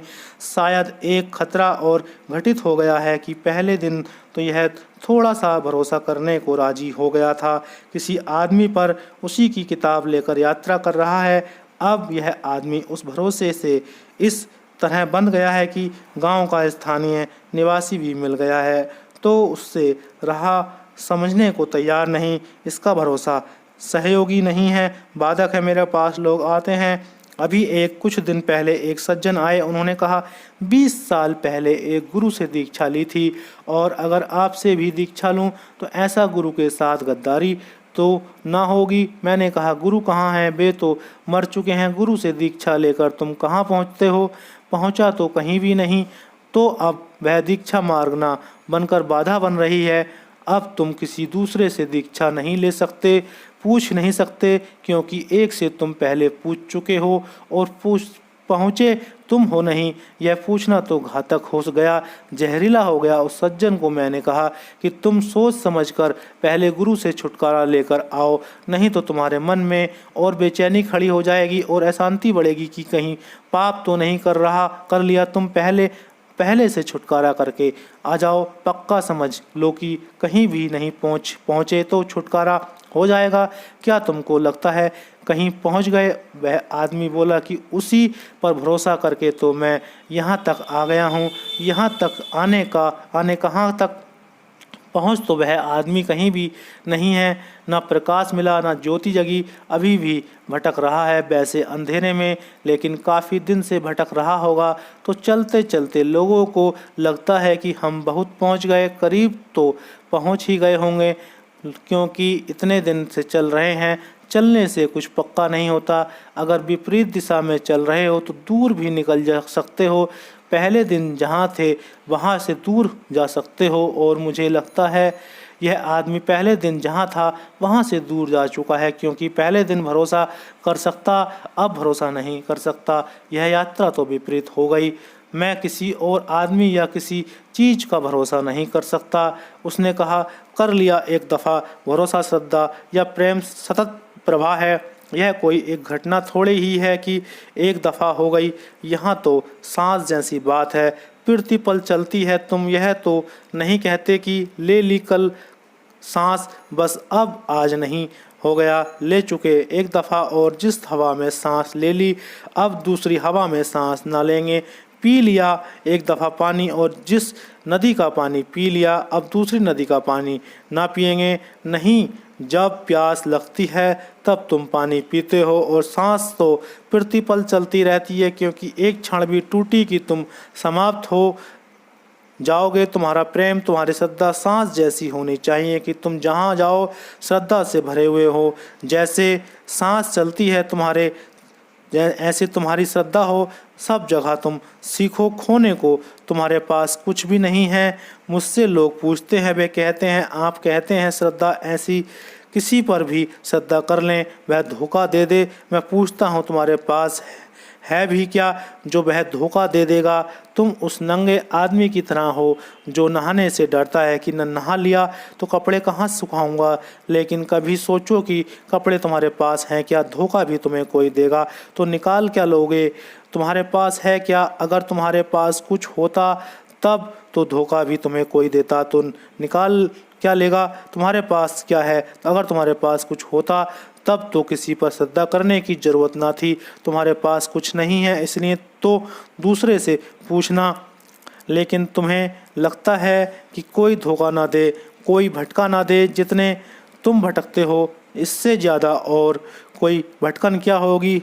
भटक कर अब और कहाँ जाओगे? संसार के आगे और कोई संसार नहीं है, इस भटकाव के आगे और कोई भटकाव नहीं है। जहाँ तुम खड़े हो भटकन के ठीक बाजार में बीच में, अब तुम्हें कोई इससे नीचे नहीं उतर सकता। जहाँ तुम उतर गए हो डर छोड़ो। और श्रद्धा का मतलब है अंधापन नहीं होता। श्रद्धा एक सजगता है। जब तुम खुले मन से श्रद्धा से भरे होते हो तब तुम्हें कोई भी धोखा नहीं दे सकता। तब तुम्हारी श्रद्धा हो सकता है उस दूसरे आदमी को भी बदल दे जिस पर तुमने श्रद्धा की, लेकिन तुम्हें कोई धोखा नहीं दे सकता। श्रद्धा इतनी बड़ी शक्ति है, इतनी बड़ी ऊर्जा है। तुमने कभी देखा कि छोटे बच्चे को लोग धोखा नहीं देते? एक छोटे बच्चे को 1 रुपया हाथ में दे दो, वह पूरे बाजार में घूमकर आ जाता है, उसे कोई धोखा नहीं देता, कोई उसे छीन कर नहीं ले जाता। तुम लेकर जाओ तो कोई छीन कर ले जाता है। छोटे बच्चे के प्रति ऐसा सद्भाव क्या है? एक अंधा आदमी मुझसे मिलने आया। एक सज्जन बैठे थे।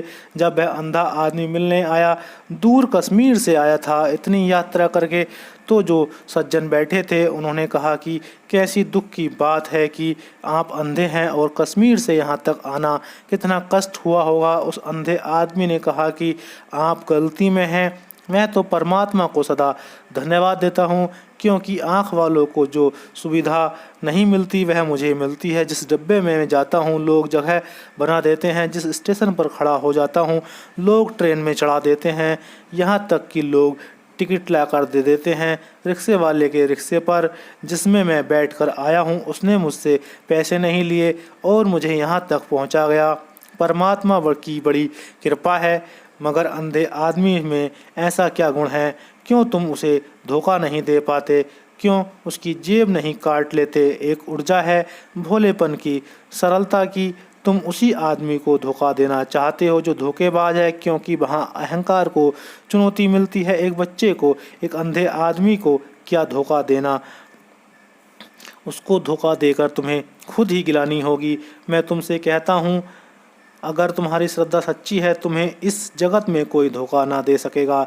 लेकिन अगर तुम चालाक हो तो तुम्हें हर जगह धोखा मिलेगा। तुम्हारी चालाकी दूसरों को चालाक बनाती है। तुम्हारी श्रद्धा दूसरे में भी श्रद्धा को स्पंदित करती है। तुम जो हो दूसरे में उसकी प्रतिध्वनि होती है। उस आदमी ने कहा, स्थानीय आदमी ने कहा, यद्यपि तुमने पहले मार्गदर्शक का भरोसा किया है तो भी यह नहीं सीखा है कि कैसे और किस पर भरोसा किया जाए, और यही सीखने की बात है। श्रद्धा करने का अर्थ है श्रद्धा करने की कला सीखना। श्रद्धा कोई ठहरी हुई घटना नहीं है, एक सतत भाव है। श्रद्धा एक कला है, निर्णय नहीं। श्रद्धा कोई संकल्प नहीं, श्रद्धा एक सतत बुद्धिमत्ता है। तो उस आदमी ने कहा, तुमने श्रद्धा तो की लेकिन यह नहीं सीखा कि किस पर और कैसे भरोसा किया जाए। ऐसा ही है, वह आदमी बोला। पूछा दूसरे ने, दिए की दुकान किस लिए ढूंढते हो? बड़े सूत्र से मुझे बताया गया है कि वहाँ से वे उपाय बताते हैं जिससे कोई अंधेरे में भी पढ़ सके। ठीक है, लेकिन उसकी एक पहली शर्त है, पूर्व शर्त है, और वह यह है कि दिए से पढ़ने की पूर्व शर्त है कि तुम्हें पहले से पढ़ना आता हो, नहीं तो तुम दिया भी खोज लोगे। तो तुम यह मत सोचना कि तुम्हें पढ़ना आ जाएगा, यह जरा सूक्ष्म बात है, बड़ी बारीक है। अगर तुम्हें परमात्मा भी मिल जाए अभी जैसे तुम हो, तुम उसे पहचान ना पाओगे। और सच तो यह है कि रोज़ तुम्हें वह मिलता है, बिल्कुल असंभव है उससे बिना मिले बचकर चलना, क्योंकि सब जगह वही है, जहाँ देखो वह है। जीसस ने कहा है, उठाओ पत्थर को और मैं वहाँ छिपा हूँ, तोड़ो लकड़ी और तुम मुझे पाओगे। तुम जहाँ भी देखोगे उसे पाओगे, वह है सब जगह। तुमने भी सुना है, तुम भी कहते हो कण कण में छिपा है, लेकिन तुम्हें दिखाई नहीं पड़ता। प्रकाश काफ़ी नहीं है, शास्त्र सामने भी रखा हो, दिया भी जल रहा हो, लेकिन पढ़ना भी ना आना चाहिए। परमात्मा सामने हो, रोशनी भी हो, लेकिन उसे पढ़ना भी आना चाहिए। ध्यान उसके पढ़ने की कला है। जब तक तुम ध्यान में गहरे ना उतरोगे, परमात्मा मिल भी जाए तो तुम चूक जाओगे। वह किताब सदा से खुली है, लेकिन पढ़ना तो आना चाहिए। इस आदमी ने कहा कि इसकी एक पूर्व शर्त है, दिया भी मिल जाए तो कुछ ना होगा। तुम्हें पढ़ना भी आता है या नहीं, पहले पढ़ना सीखो, फिर दिए की तलाश करो। और एक सूचना भी है, और सूचना यह है कि दिए की दुकान तो वही है, लेकिन दिए वहाँ से अन्यत्र हटा दिए गए हैं। ऐसा सदा होता है। कभी महावीर के आसपास लोगों को प्रकाश मिला है, कभी वह दुकान दिए की थी, लेकिन महावीर के मरते ही वे दिए वहाँ से हटा दिए जाते हैं।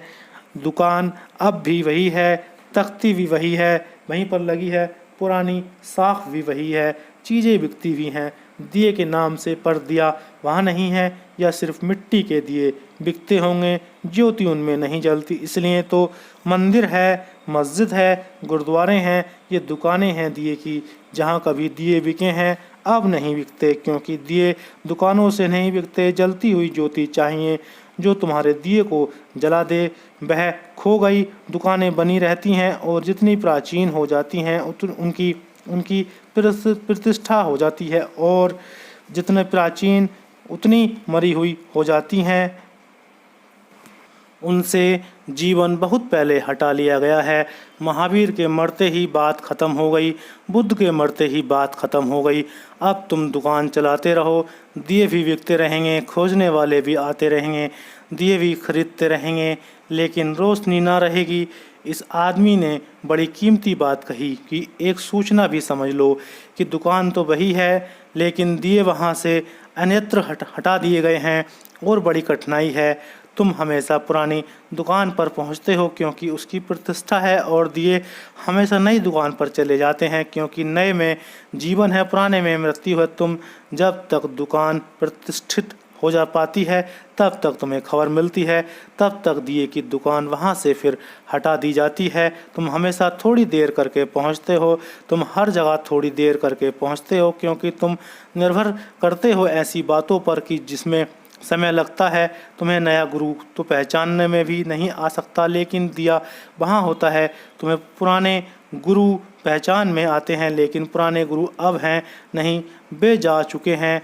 दुकानें वहाँ कायम हैं, वहाँ सब काम धंधा चलता है, लेकिन सिर्फ जीवन वहाँ से अन्यत्र हटा दिया गया है, वह रोज़ हटा दिया जाता है।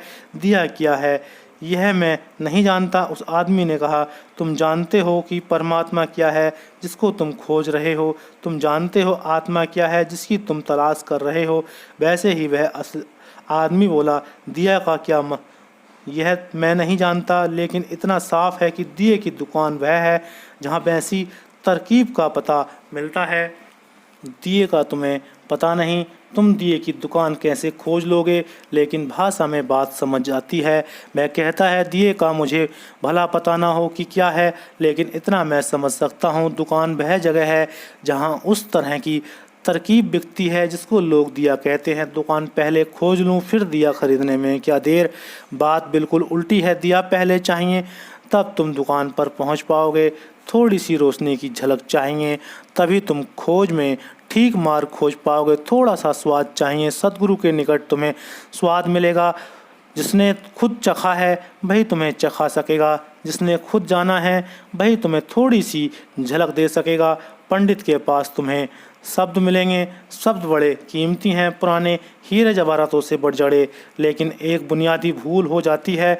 मैंने एक मजाक सुना है, सच झूठ मुझे पता नहीं। मैंने सुना है कि पंडित जवाहरलाल नेहरू ने एक दफ़ा दिल्ली में व्याख्यान दिया और लोगों को बड़े सकते में डाल दिया। एक ऐसी बात कह दी, कहा कि मेरे जीवन के श्रेष्ठतम क्षण एक दूसरे आदमी की पत्नी की बाहों में गुजरे। लोग सकते में आ गए, जो सोए थे उनकी भी नींद खुल गई। उन्होंने भी चौंक कर कुछ भरोसा न किया कि कुछ भूल हो गई या क्या कह गए या क्या कह रहे हैं। थोड़ी देर रुककर थोड़ा समय देकर लोगों को पंडित नेहरू ने पुनः कहा, मेरी माँ की बाहों में। पंडित मोतीलाल नेहरू की पत्नी। लोग प्रसन्न हुए, तालियां बजाईं। श्री मोरारजी देसाई ने भी सुन लिया, वे भी वहाँ मौजूद थे। फिर उन्हें जल्दी पड़ी अहमदाबाद जाने की। जाकर उन्होंने गुजरात विद्यापीठ की सभा बुलाई। सब बड़े लोग अहमदाबाद के निमंत्रित किए गए। करना था वही मजाक उनको भी, क्योंकि उसका प्रभाव देखकर आए थे कि लोग चकित हो गए और लोगों पर ऐसा सख्ता छा गया। कुछ बोलकर उन्होंने वही बात कही कि मेरे जीवन के श्रेष्ठतम क्षण एक दूसरे व्यक्ति की पत्नी की बाहों में गुजरे हैं। फिर थोड़ी देर रुक कर देखा और कहा, पंडित जवाहरलाल नेहरू की माँ, पंडित मोतीलाल नेहरू की पत्नी। बात वही, आदमी बदल गया, शायद वही शब्द वही, अर्थ बदल गया। और पंडित ऐसी ही दोहरा रहा है, महावीरों को, बुद्धों को, कृष्णों को उधार है और मूल खो जाता है, सार खो जाता है।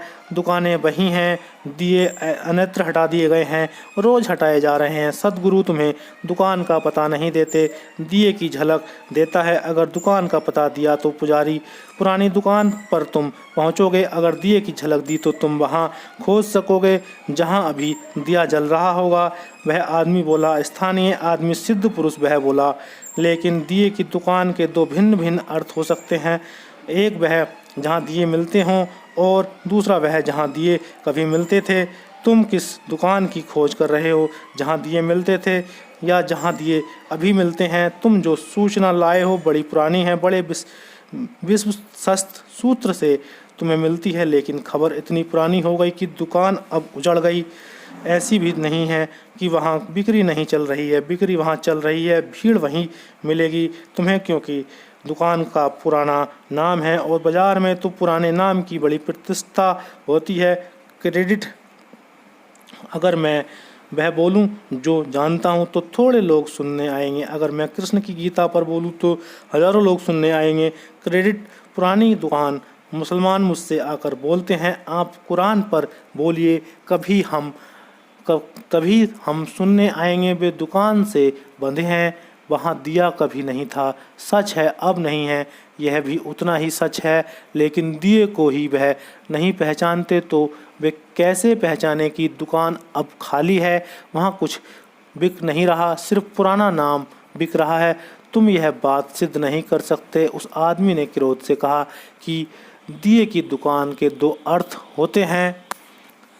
पहला आदमी इतनी लंबी चर्चा सुनकर थोड़ा हैरान हो गया। उसने कहा कि देखो, तुम्हें लोग बेवकूफ़ कहेंगे, यह बात सिद्ध करने की नहीं, साफ है, जाहिर है कि दिए की दुकान के दो अर्थ हो सकते हैं।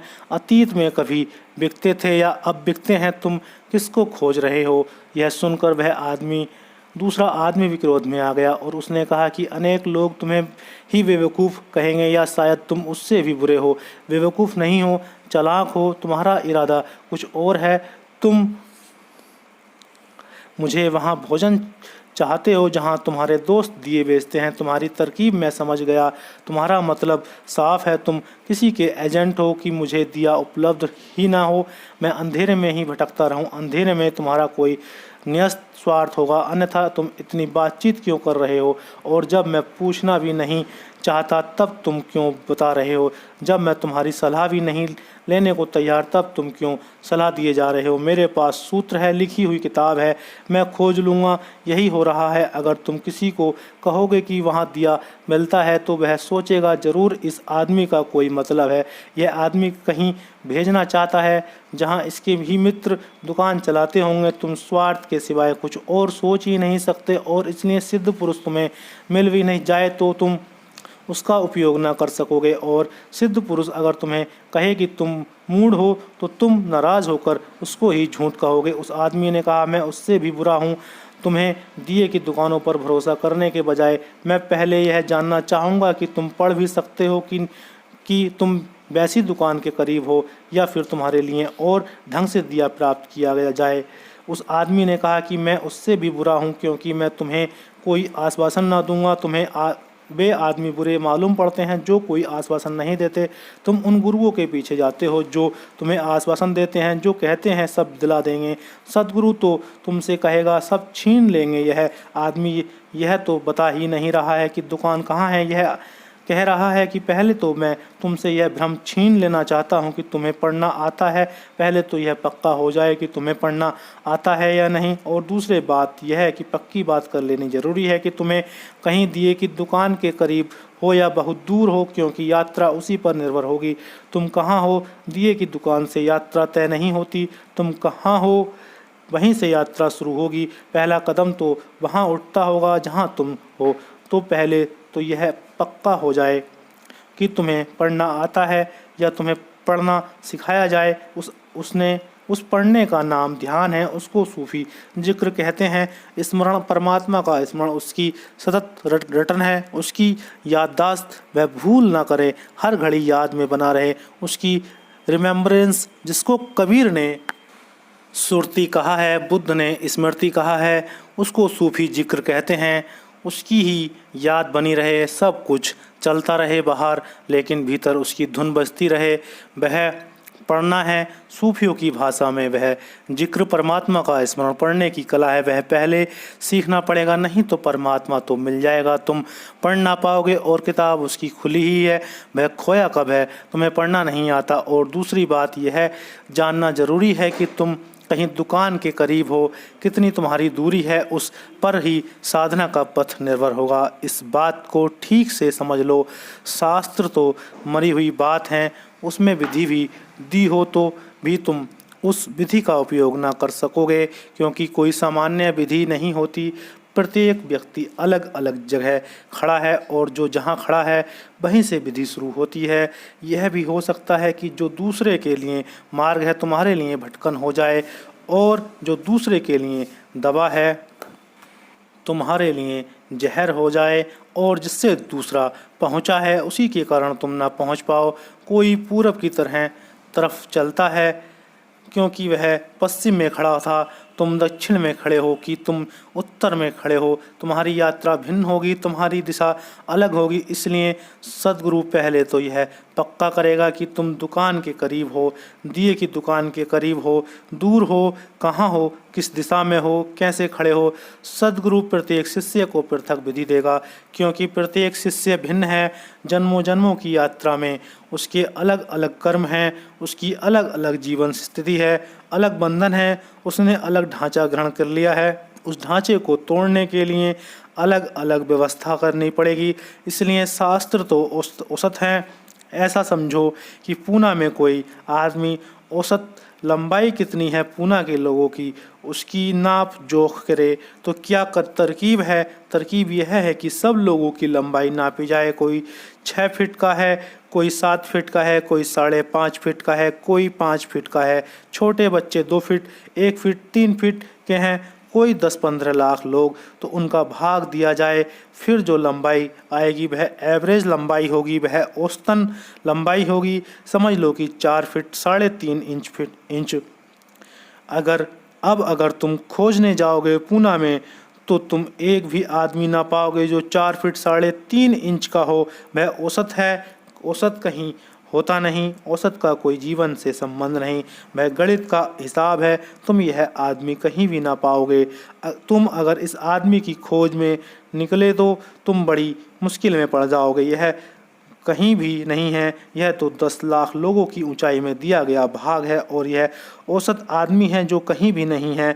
शास्त्रों में औसत सत्य है। एक गुरु ने कभी हजारों शिष्य को हजारों विधियां दी हैं, फिर उन हजारों विधियों को का जोड़ और हजारों शिष्यों का भाग, फिर उसमें से जो औसत विधि निकलती है वह शास्त्र से दी हुई है। वह विधि किसी से भी कम नहीं पड़ेगी। इसलिए हिंदू बहुत कुशल है। वे कहते हैं गुरु के बिना ज्ञान न होगा, क्योंकि गुरु तुम्हारी ऊंचाई नाप जोख कर तुम्हारे हिसाब से कपड़े बनाएगा।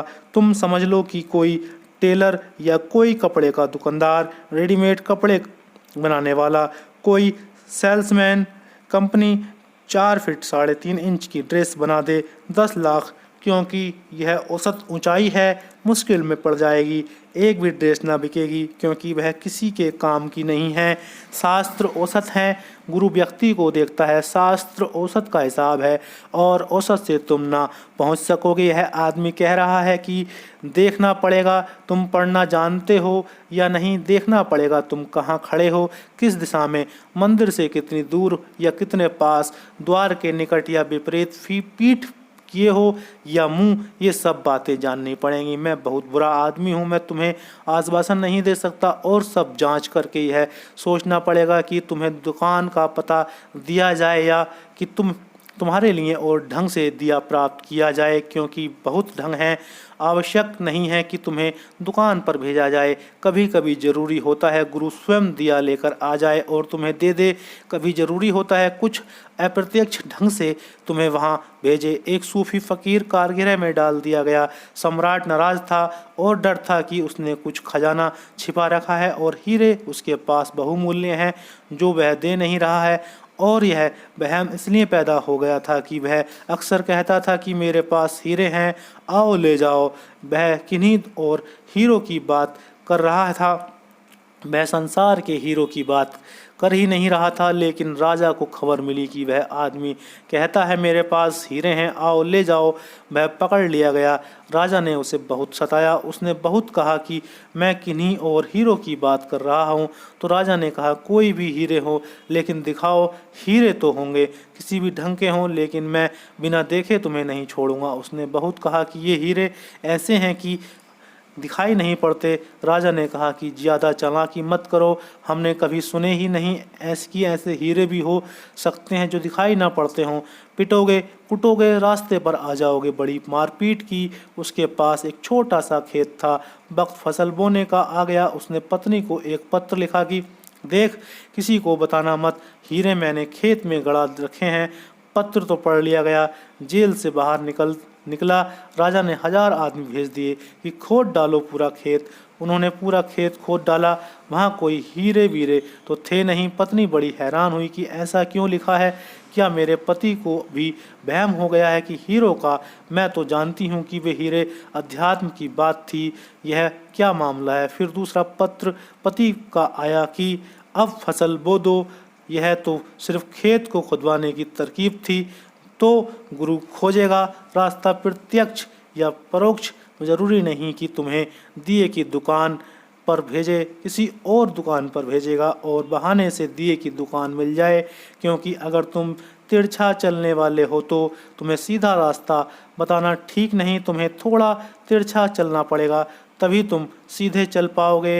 यह तुम पर निर्भर करता है कि तुम कैसी हालत में हो, तुम क्या समझ सकोगे, तुम्हें कैसा लक्ष्य दिया जाए, तुम कौन सी भाषा पकड़ोगे, तुम चल सकते हो या नहीं, तुम्हारी स्थिति कैसी है, इससे तय होगा।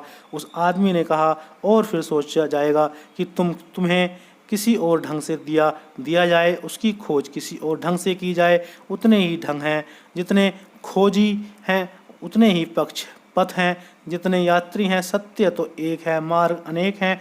गुरु ही तय कर सकता है कि किस मार्ग से तुम पहुंच सकोगे। यह कहानी बड़ी महत्वपूर्ण है, यह तुम्हारे लिए है। तुम भी उस पहले आदमी की तरह हो। तुम्हारे पास भी कुछ लिखे हुए पुर्जे हैं, तुम्हारी भी श्रद्धा कहीं ना कहीं बंधी है और अटकी है। तुम भी चर्चा कर रहे हो, बातचीत के लिए तुम उसकी खोज कर रहे हो जिसका अर्थ भी तुम्हें पता नहीं, और तुम बंधे हुए मार्गों से खोज रहे हो। उसका कोई बंधा मार्ग नहीं, उसका कोई राजपथ नहीं।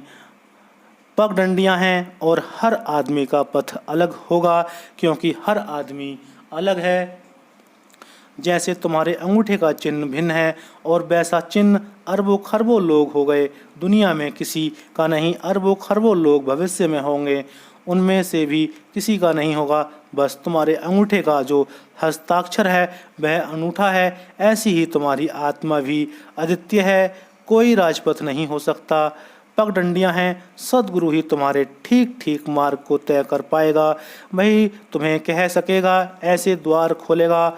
और अगर श्रद्धा है तो द्वार खुलने में देर नहीं, श्रद्धा नहीं है चालाकी है तो बड़ा फासला है। गुरु परमात्मा के निकट है, तुम गुरु के निकट हो जाओ, यही श्रद्धा का अर्थ है। गुरु के निकट हो जाना, इतने निकट हो जाना कि जैसा तुम अपने पर भरोसा करते हो ऐसा उस पर भरोसा कर लो, जरा भी दूरी ना रह जाए।